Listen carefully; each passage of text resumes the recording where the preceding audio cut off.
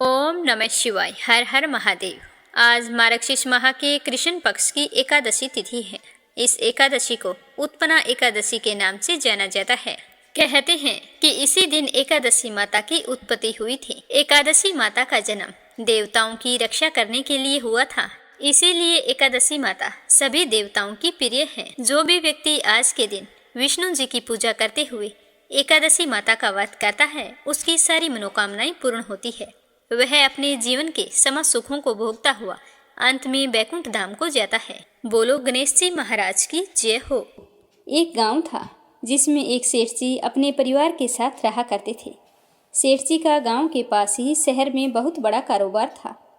सेठ जी गणेश जी के परम भगत थे। वे पूरी श्रद्धा और विश्वास के साथ नियमित रूप से गणेश जी की पूजा किया करते थे। तो गणेश जी की कृपा से सेठ जी के घर में अन्न धन के भंडार सदैव भरे रहते थे। उनके जीवन में किसी भी प्रकार की कोई कमी नहीं थी। नित्य प्रतिदिन वो नियम से नदी पर स्नान करने जाते और आकर गणेश जी की पूजा करते, उन्हें भोग लगाते। गणेश जी की पूजा करने के बाद ही स्वयं भोजन किया करते थे। ये उनका रोजाना का नियम था। पर यह बात सेठानी जी को बिल्कुल भी अच्छी नहीं लगती थी। वो धार्मिक नहीं थी और ना ही भगवान में विश्वास रखती थी। सेठ जी को रोजाना ऐसा करने के लिए मना किया करती थी, लेकिन सेठ जी सेठानी की बात पर ध्यान नहीं देते थे। एक दिन की बात है, सेठानी सोचने लगी कि ये गणेश जी को इतना मानते हैं और कहते हैं कि सब कुछ गणेश जी भगवान ने दिया है और हमेशा इनकी पूजा करते हैं। पत्थर की पूजा करने से कुछ नहीं होता है। आज मैं गणेश जी को यहाँ से उठा लेती हूँ, फिर देखती हूँ कि वो गणेश जी की पूजा कैसे करेंगे और बिना पूजा किए कितने दिन भूखे रहेंगे। तो यह सोचकर सेठानी दूसरे दिन जब सेठ जी नदी पर स्नान करने के लिए जाते हैं तो पीछे से गणेश जी की मूर्ति को उठा लेती है और बगीचे में ले जाकर जमीन में दबा देती है। जब सेठ जी नदी पर से स्नान करके आते हैं तो देखते हैं कि मंदिर में गणेश जी की मूर्ति नहीं है। तो वो सेठानी से पूछते हैं कि गणेश जी की मूर्ति कहाँ गई, मंदिर में तो है नहीं। तो सेठानी बोली कि मुझे नहीं मालूम, आपको पता है कि मेरी इन सब चीज़ों में कोई रुचि नहीं है। तो सेठ जी परेशान होकर सारे घर में गणेश जी की मूर्ति को ढूंढने लगे, पर उन्हें मूर्ति नहीं मिली। सेठानी ने कहा कि आप भोजन कर लो और काम पर जाओ। तो सेठ जी ने कहा कि आज तक मैंने कभी भी गणेश जी को भोग लगाए बिना भोजन नहीं किया है, तो आज भी नहीं करूँगा।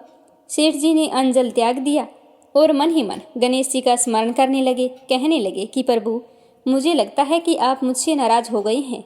मेरी ही पूजा पाठ में कोई कमी रह गई थी, इसीलिए आप मुझे छोड़कर कहीं चले गए हैं। हे भगवान, अगर मुझसे कोई गलती हो गई हो तो मुझे माफ़ करो और अपनी कृपा दृष्टि मुझ पर बरसाओ और मुझे दर्शन दो। सेठ जी ने पूरा प्रण कर रखा था कि जब तक मुझे गणेश जी दर्शन नहीं देंगे तब तक मैं अन्न जल ग्रहण नहीं करूँगा। तो इसी तरह पूरा दिन निकल गया। रात्रि में सेठ जी गणेश जी का स्मरण करते हुए सो गए।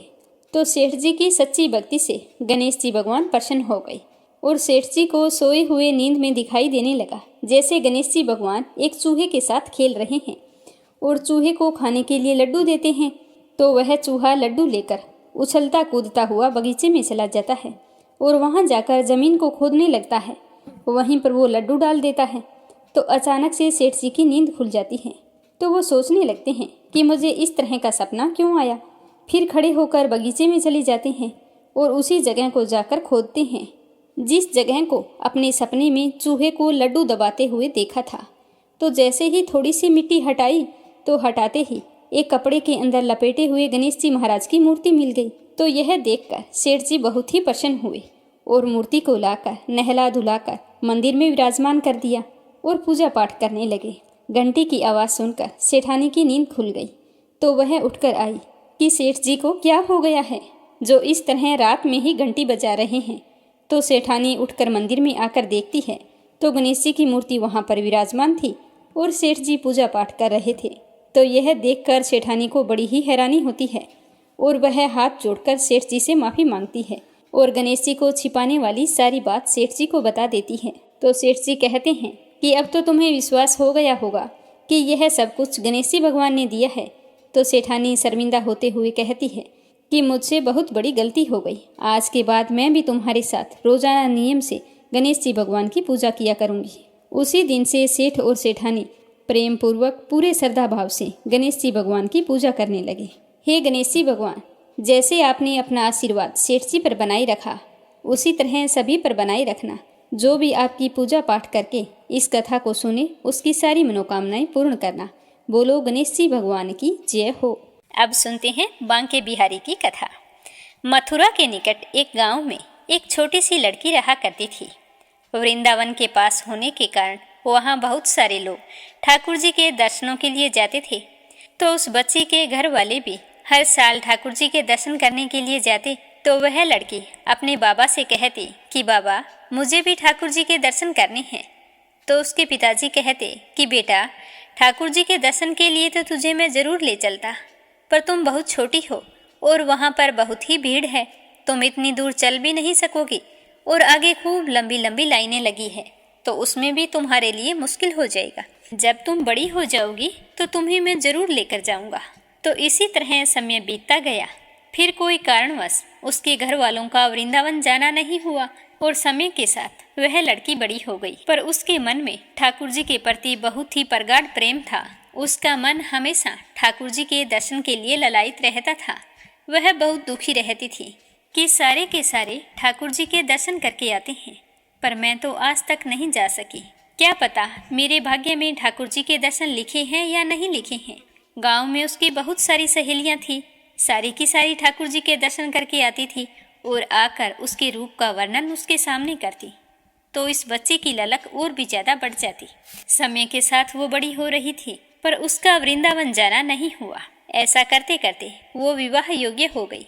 अब उसके बाबा को उसके विवाह की चिंता सताने लगी, तो उसके लिए अच्छे से रिश्ते की तलाश शुरू कर दी। पर उसका रिश्ता वृंदावन में ही तय हो गया। इसे अब संयोग कहो या ठाकुर जी का आशीर्वाद। वो तो ये जानकर बहुत ही खुश हुई कि मैं अब ठाकुर जी के दर्शन कर सकूंगी। शुभ मुहूर्त देखकर उसका विवाह हो गया। अब वह अपने ससुराल पहुंच गई। रस्म निभाने के लिए जब वह वापस अपने घर आई, तो 1-2 दिन बाद में जब उसका पति उसे लेकर जा रहा था, तो यमुना नदी के तट पर रुककर कहने लगा कि तुम यहाँ पर बैठो, मैं स्नान करके आता हूँ।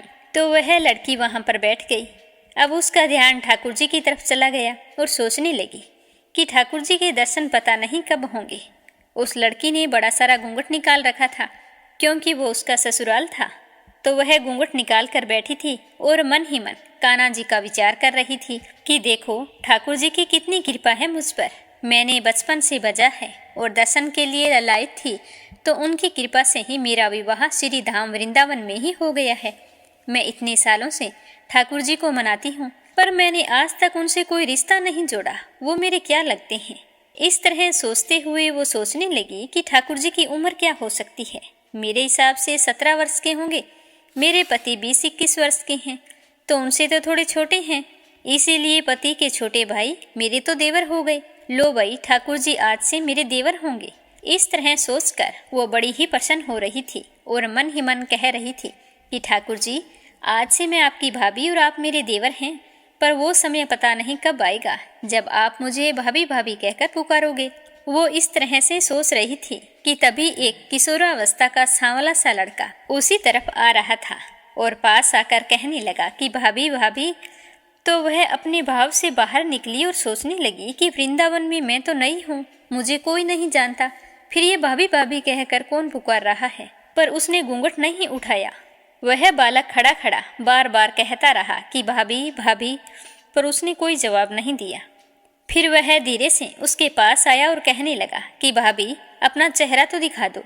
तो वह लड़की सोचने लगी कि ये बालक तो बहुत जिद कर रहा है, तो उसने अपने घूंघट को कसकर पकड़ लिया। सोचने लगी कि कहीं इसने घूंघट उठा लिया और आस पड़ोस में किसी ने देख लिया और मेरे ससुराल में जाकर बता दिया तो क्या होगा। तो वह लड़का कहने लगा कि भाभी आपने घूंघट क्यों निकाल रखा है, मैं तो आपका देवर हूँ। तो उस लड़की ने एक नज़र उसे देखा और कहा नहीं, हम आपको नहीं जानते हैं। तो वो लड़का कहने लगा कि भाभी आप शायद नहीं जानते, आप उस गांव के हो ना, वहीं पर हमारा घर है। अपना नाम बताओ और अपना चेहरा भी दिखाओ। तो वो लड़की चुपचाप बैठी रही। तो कान्हा के रूप में आया वह लड़का कहने लगा कि भाभी आप तो नाराज हो रही हैं, देखो हम आपके इतने प्यारे देवर हैं और इतनी दूर से मिलने के लिए आप तक आ गए हैं और आप हमसे बात भी नहीं कर रही और हमें अपना चेहरा भी नहीं दिखा रही। इतना कहते ही उस लड़के ने घूंघट खींच लिया और चेहरा देखकर भाग गया। थोड़ी देर बाद में उसका पति आ गया तो उसने अपने पति को सारी बात बताई। तो उसका पति कहने लगा कि तुम चिंता मत करो, वृंदावन इतना बड़ा नहीं है कि वह लड़का हमें फिर नजर न आए। कभी भी किसी भी गली में तुम्हें दिखाई दे तो मुझे बता देना। इस तरह बातें करते हुए पति पत्नी दोनों घर चले गए। कुछ दिन बाद में उसकी सासू माँ ने अपने बेटे से कहा कि बेटा देख, तेरा विवाह हो गया है, अब बहू एक बार मायके जाकर भी आ गई है, पर तुम दोनों अभी तक बांके बिहारी जी के दर्शन करने के लिए नहीं गए। तुम ऐसा करो, कल सुबह जाकर बहू को ठाकुर जी के दर्शन करवा लाओ, उनका आशीर्वाद बहुत जरूरी है। तो उसने कहा कि ठीक है माँ, कल सुबह ही चले जाएंगे। अगले दिन दोनों पति पत्नी ठाकुर जी के दर्शन करने के लिए मंदिर में गई। वहां जाकर देखा कि मंदिर में तो बहुत भीड़ थी। तो उसका पति कहने लगा कि देखो, तुम स्त्रियों के साथ आगे जाओ और बांके बिहारी के दर्शन कर लो, मैं अभी आता हूँ। तो वह अपने पति के कहे अनुसार महिलाओं के साथ आगे चली गई, पर घूंघट उसने फिर भी नहीं उठाया। वह घूंघट निकाले खड़ी रही। तो बहुत देर बाद उसका पति आया और कहने लगा कि अरे बावरी, ठाकुर जी के सामने घूंघट क्यों निकाल रखा है? अगर घूंघट नहीं हटाओगी तो प्रभु जी के दर्शन कैसे करोगी? तो अपने पति के कहते ही उसने अपना घूंघट उठाया और ठाकुर जी की तरफ देखा। तो ठाकुर जी की जगह वही बालक मुस्कुराता हुआ दिखाई दिया। तो वह चिल्लाने लगी कि सुनिए, देखो, ये तो वही लड़का है जो मुझे यमुना तट पर मिला था। तो उसका पति देखकर कहने लगा कि क्या हुआ, कहाँ है? तो वह बोली कि देखो, जो मुझे भाभी भाभी कहकर भागा था ना, मेरा घूंघट हटा दिया था, वो लड़का मुझे मिल गया है, ये देखो सामने खड़ा है। तो उसके पति ने कहा कि मुझे तो दिखाई नहीं दे रहा, कहाँ खड़ा है, फिर से बताओ।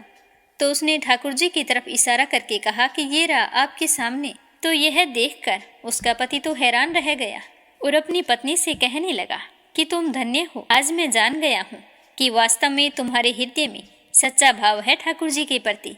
हम इतने वर्षों से वृंदावन में रह रहे हैं, पर आज तक हमें ठाकुर जी के दर्शन नहीं हुए हैं। तुम्हारा भाव इतना ऊंचा है कि ठाकुर जी ने तुम्हें खुद दर्शन दिए हैं। तो वो कहने लगी कि हाँ, मैंने ही मन से ठाकुर जी से देवर का रिश्ता जोड़ा था। मुझे लगता है कि तभी मेरे देवर बनकर आ गए और मुझे भाभी भाभी पुकारने लगे।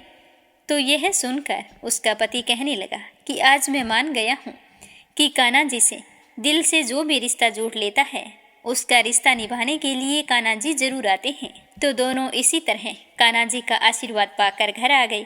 घर आकर उसके पति ने सारी बात अपनी माँ को बताई। तो सारी बात सुनकर उसकी माँ बहुत ही खुश हुई और अपनी बहू को गले से लगाती हुई कहने लगी कि बेटा, तुम जैसी बहू पाकर मैं तो धन्य हो गई। जय हो कृष्ण कन्हैया की। श्रीमद् गीता जी का 11वां अध्याय और उसका महात्म्य प्रेम पूर्वक श्रद्धा भाव से सुनते रहिए। बोलो श्री कृष्ण भगवान की जय हो।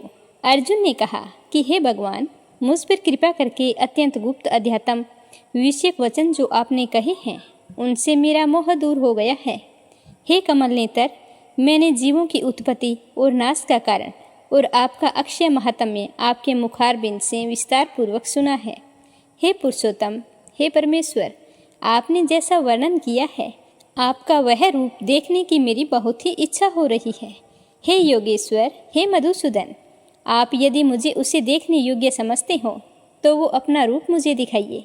तो श्री भगवान ने कहा कि हे पार्थ, नाना प्रकार के, नाना वर्णों के और नाना आकार के मेरे सत सत सहस्तर सहस्तर दिव्य रूपों को देख तुम्हारी प्रसन्नता के लिए मैं यह रूप जरूर दिखाऊंगा। हे भारत, तुम वसु, रुद्र, अश्विनी कुमार, मर्दुगण और पहले कभी ना देखे थे ऐसे आश्चर्य को आज देखोगे।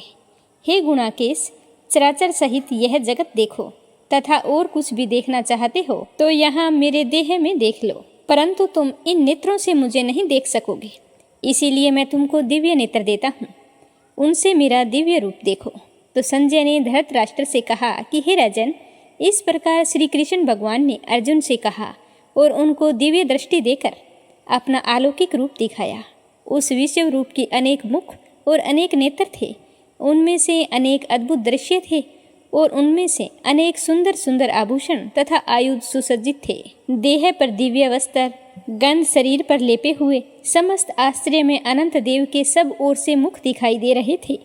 आकाश में यदि हजारों सूर्यों की प्रभा एक साथ होती तो उस महात्मा की प्रभा की क्षमता नहीं कर सकती थी। उस समय अर्जुन ने देवादिदेव के शरीर में अनेक प्रकार से विमल इस समस्त जगत को एकत्रित देखा, तब अर्जुन आश्चर्य से हैरान हो गया और उसका शरीर रोमांचित हो गया। उसने शीश नवाकर हाथ जोड़कर कहा कि हे देव, तुम्हारी देह में सब देव भिन्न भिन्न प्राणियों के समुदाय कमलासन पर बैठे हुए हैं। देवताओं के ईश्वरमा, संपूर्ण ऋषि और दिव्य सर्पों को मैं देखता हूँ। हे विश्वेश्वर, तुम्हारी अनेक भुजा, अनेक उदर, अनेक मुख और अनेक नेत्र हैं। तुम्हारा रूप अनंत है। तुम्हारे अंत तथा आदि को नहीं देखता, किंतु समस्त विश्व में तुम्हारा रूप देखता हूँ। तुमको किरीट युक्त गदा चक्रधारी, चारों ओर से देदीप्यमान, तेजो राशि, स्वतर चमकते हुए अग्नि तथा सूर्य की भांति प्रकाशवान, दुर्निरीक्ष और अपरंपार देख रहा हूँ। मेरे मत से तुम्हारी ब्रह्मा को जानने की वस्तु, विश्व के महान आधार, नित्य सनातन धर्म के रक्षक पुराण पुरुष हो। मैं आपको आदि, मध्य तथा अंत से रहित अनंत शक्ति, अनंत भुज, चंद्र सूर्य नेत्र, जिसके कांतिमान अग्नि के सदृश मुख वाला, अपने तेज से इस संपूर्ण संसार को तपते हुए देख रहा हूँ। हे महात्मन, पृथ्वी और आकाश के मध्य की वह अनंत और संपूर्ण दिशाएं आपसे ही व्याप्त हो रही है। आपका यह अद्भुत और उग्र रूप देख तीनों लोग व्यथित हो रहे हैं। यह देखो, देवताओं के समूह तुम्हारी शरण में आ रहे हैं। उनमें कितने ही भयभीत होकर हाथ जोड़े तुम्हारी प्रार्थना कर रहे हैं। महर्षियों और सिद्धकों का समूह स्वस्ति कहकर नाना प्रकार से तुम्हारी प्रशंसा कर रहा है। रुद्र, आदित्य, वसु, साध्य, विश्वदेव, अश्विनी, मरुत, पित्तर, गंधर्व, यक्ष, असुर, सिद्ध इनके संग विषिप्त होकर आपकी ओर टकटकी लगाकर देख रहे हैं।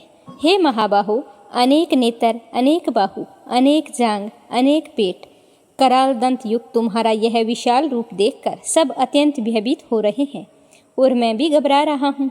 आकाश तक पहुँचे हुए प्रकाशमान, अनेक वर्षों से फैलाए हुए मुख के जलने वाले विशाल नेत्र युक्त तुमको देखकर हे विष्णु, मेरा तो जी घबरा रहा है। मुझ में धैर्य धरा नहीं जा रहा है और चित्त स्थिर नहीं हो रहा।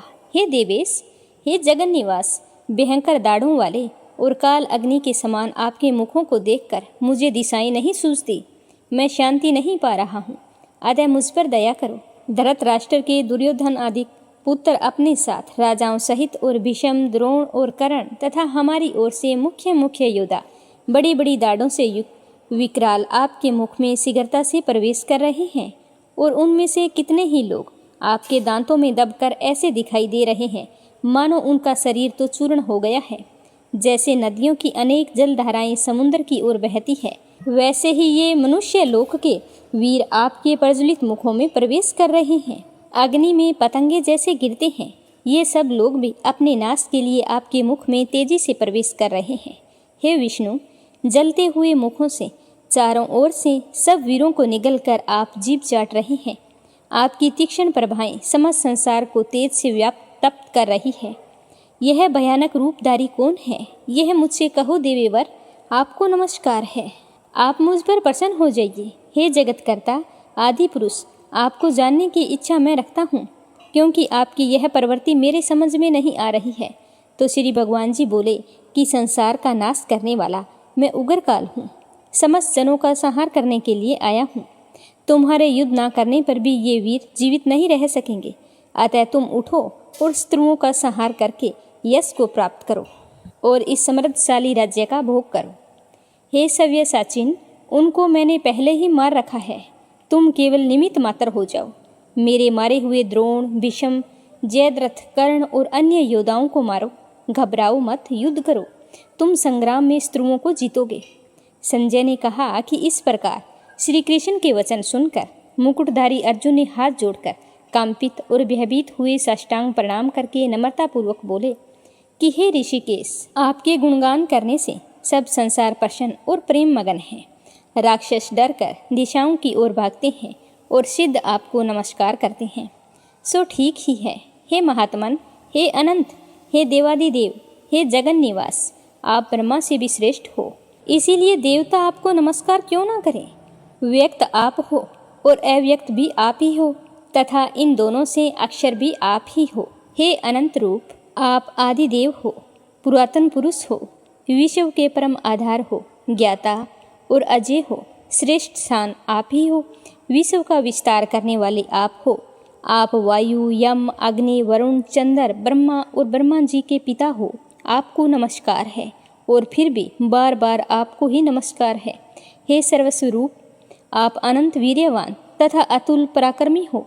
आप जगत में व्याप्त हो, इसीलिए स्वरूप हो। तुम्हारी महिमा को ना जानकर मैंने तुमको अपना मित्र मानकर हे कृष्ण, हे सखा, ऐसा जो तिरस्कार से कहा सो प्रमाद से अथवा स्नेह से हे अच्युत विश्वरूप, तुमसे इन बोलों की मैं क्षमा मांगता हूँ, जो कि परिहास से विहार, सोने, बैठने और भोजन के समय अकेले अथवा मित्रों के मध्य तुम्हारा अपमान किया है। तुम इस स्थावर जग रूप लोक के पिता, पूज्य और महान गुरु हो।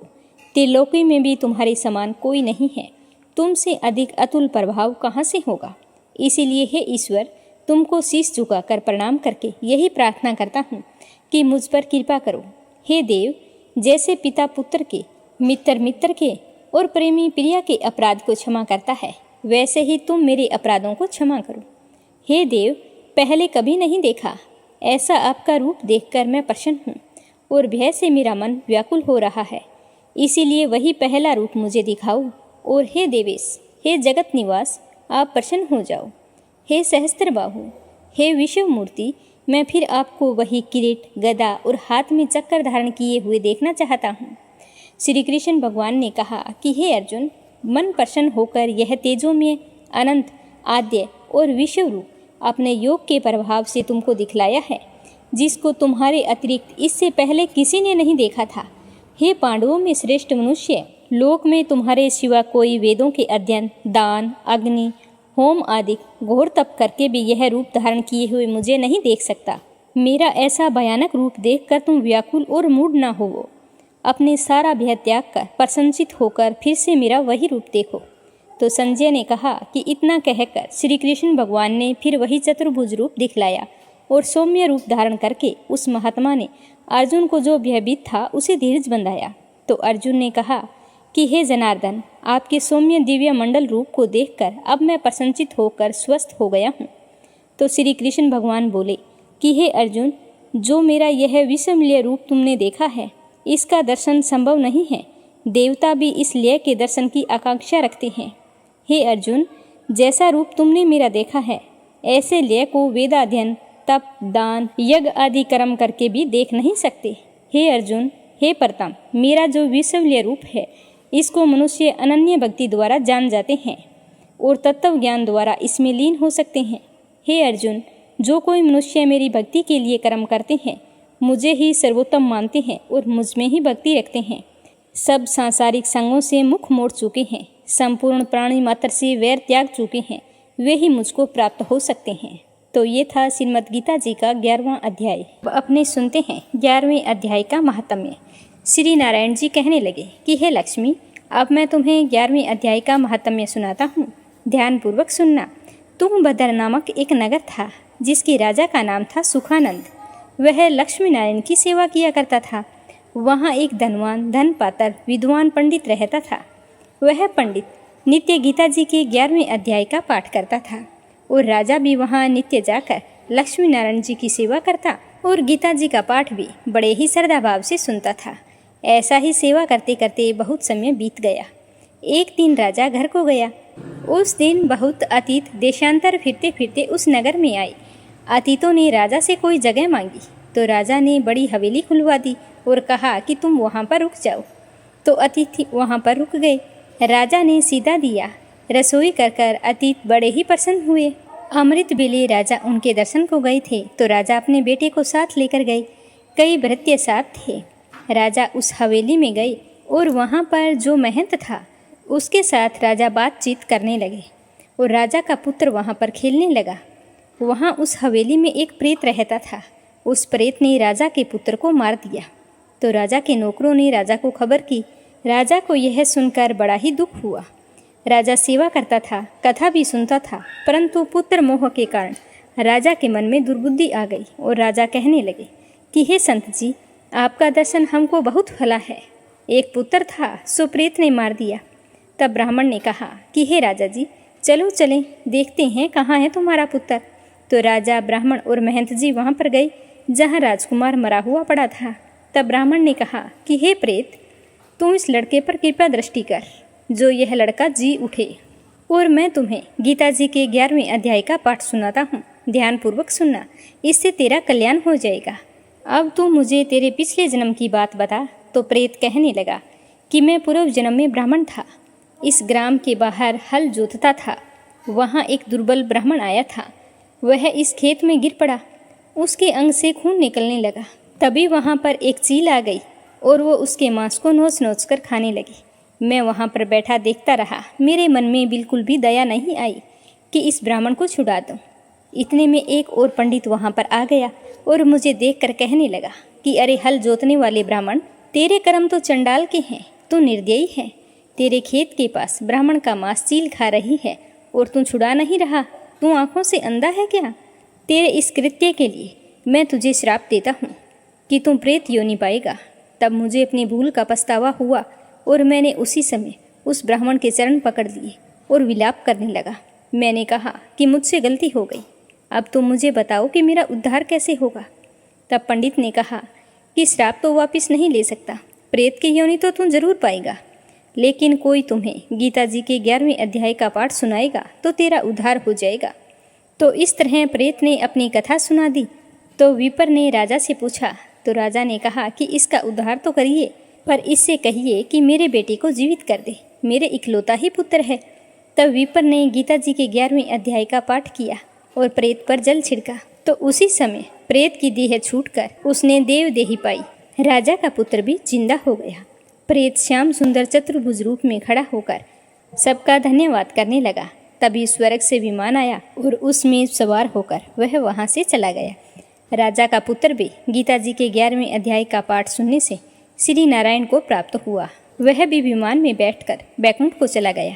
तब उस ब्राह्मण से राजा ने 11वें अध्याय का पाठ सुना और मन में कहा कि पुत्र पुत्री आदि सभी से विरक्त होकर गीता का पाठ करें, तुलसी में जल डाला करें। इस प्रकार राजा भी परम गति का अधिकारी हुआ।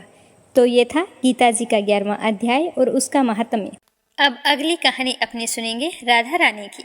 बोलो राधा रानी की जय हो।